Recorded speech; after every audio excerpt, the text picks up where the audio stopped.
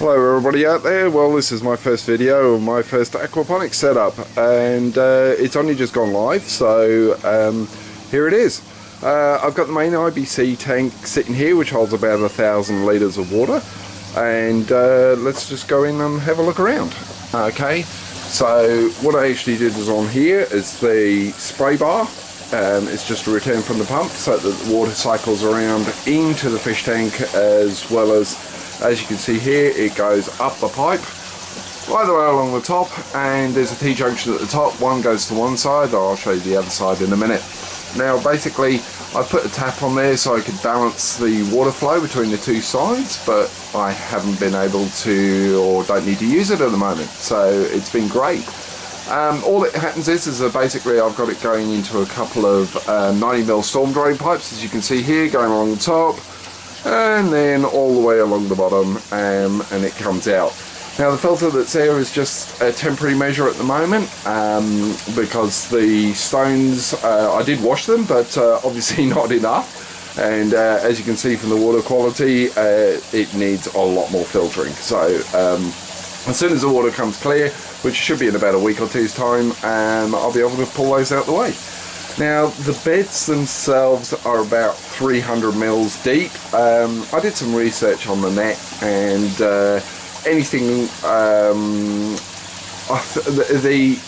the sort of common thing out there is that they need to be 300 mil deep. I don't know whether that's true or not, but I thought 300 mil would do. So all I did was basically build it up with a couple of pieces of wood, and lined it, so obviously it's waterproof, and I doubled up on the lining here, as you can see, so that didn't need to, could have gone with a single layer, but I didn't fancy hauling all of this out again if it ever sprung a leak. Now the vegetables have only just been planted, so if we start at the very top, what I've actually got in there is some strawberries, and they were bare rooty strawberries I got, and I've only just got them out of the packet. So what I'll show you on here in a second, those are the pots I ordered online, just net pots, and they literally sit, if you have a look at that, it'll sit in there, and then as the water goes past, the roots can actually dip into the water. I've got some scoria, or red lava rock. If I show you a close-up on that, you can actually see in there, that's basically what's happening. The rock is just there literally to hold the plant in place until the roots can get out and get involved. So back to the beds. Now what I've got planted in here at the moment, you'll see dotted everywhere and around is some spring onion, but I got some celery in there, and I got some pak choy, sort of Chinese cabbage, and up the end there is a lot of silver beet, because I love my spinach. The idea of this is basically when the filter comes out, this will actually sit in the soil like that, so it'll stop the water from splashing around and making a mess. That tube, clear tube, literally will poke down the inside of this, that gets buried in the bed. Once this is basically a flood and drain system, so I'll show you the siphon I've got over here, I've got linked up, and all it is if you have a look, there is, right up underneath here, no, you can't see it in there, it just basically comes out of the bottom of the bed over here and starts filling up the tube until it reaches that level. Now the actual siphon itself, what it does is it fills up, and then because of the reduction in size of the pipe, it'll actually kick in and then start itself. This was an added extra I've put in, because this was actually taking a long time to start and a long time to stop on here. With this added air brake, as I call it, I put in, it literally goes down to about here on the bed. What it helps to do is, as this is filling up with water, all the air gets shoved up in here, so it makes the siphon start a lot faster, and then once the water level drops and drops and drops and drops, this will then start sucking in air, which stops the siphon very rapidly. All that happens is that once it goes down there, and what I've got is actually, I've got a sump tank on this side, and if you have a look, I've got a sump tank on that side as well. The reason I went with two sump tanks is the beds themselves, doing some rough calculations, were going to be about 450 litres. Now obviously with media in there and things like that, you look at about 20-25%. So it was looking around 100 to 150 mils or 150 litres, sorry, per bed draining potential. Those drums that I've got here are 220 litres each.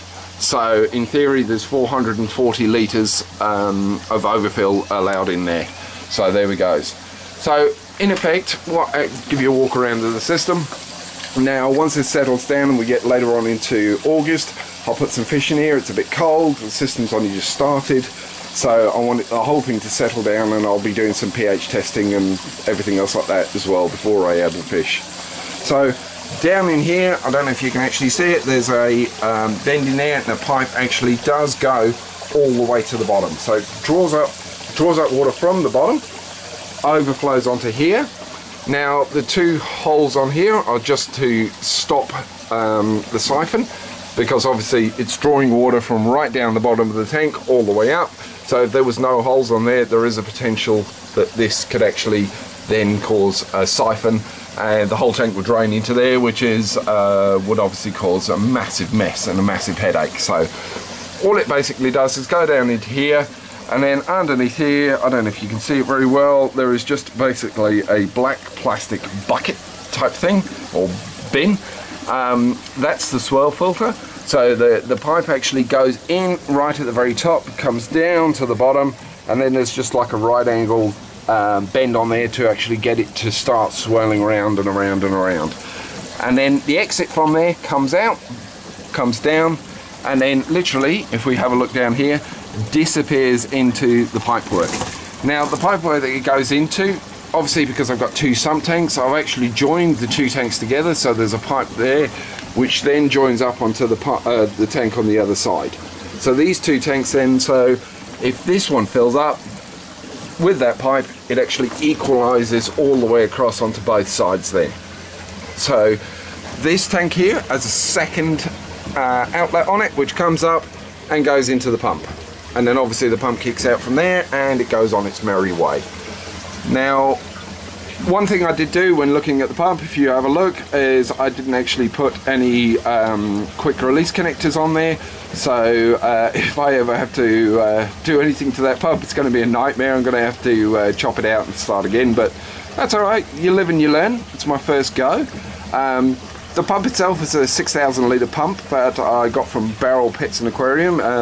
The guy there, Jeremy, who owns Barrel Pets and Aquarium and now Golden Pets and Aquarium, or We Know Pets as it's now called, there isn't a lot he doesn't know about pets, pumps, aquariums and things like that. So that was the pump he advised to me, because I was looking, obviously to get right up to the top is about 1.8 meters head height. So you know, I obviously needed a decent quality pump to get up there. So that's that bed.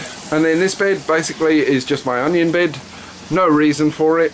The difference in the bed, I just, you know, when I started planting, I planted all the greens on one side and then all the onions on this side. So right along the back, along here, I've got some normal brown and red onions. From what I've seen online, onions will do well in here in an aquaponic setup. It's the only sort of root vegetable that will. So there we are. The other things I've got in here are lettuce. I've got some lettuce in there, and obviously some more lettuce in there going all the way along, and some more strawberries. The reason I've got lettuce in there at the moment, obviously because it's winter time over here, even though we are in a greenhouse, I'm not heating it, so I don't want the additional cost of the power and everything else like that. So I'm just growing mainly greens and winter vegetables in here. During the summer, what I will actually do is the sort of top row over here, I will obviously interspace out the strawberries, and I might put cherry tomatoes and things like that, so they can sort of cascade down, and then I'll be able to pick my cherry tomatoes off of there. And the same with the bottom row, I might just put normal tomato plants in so they can grow up or grow down, vice versa.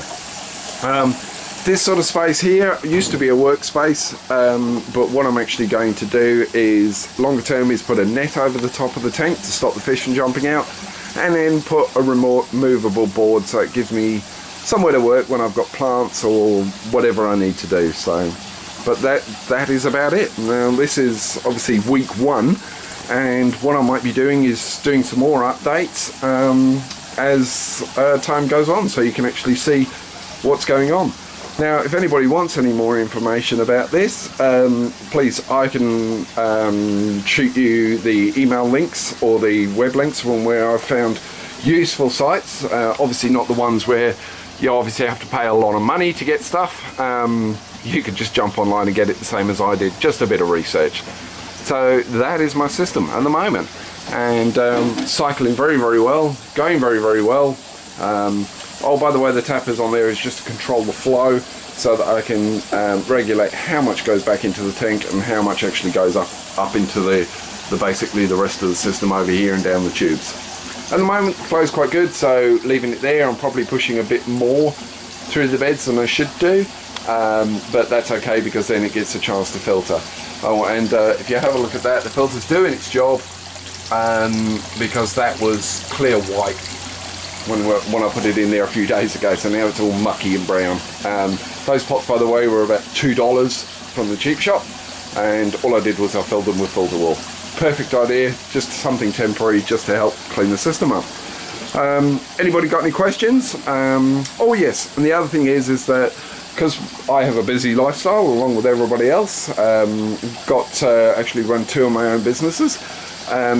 I didn't want a situation where the water level in here got low, say during the summer, or if there's a problem, that the fish would be in danger. So what I've actually got here is I've attached on the side, if you can see it, is I've got a ball cock valve. So when the water level actually dips right down, it will, and you can hear it there, the water will actually start to auto fill up in the system. So this tank will never get too low, and it's set to come on just when that reaches the bottom of this pipe.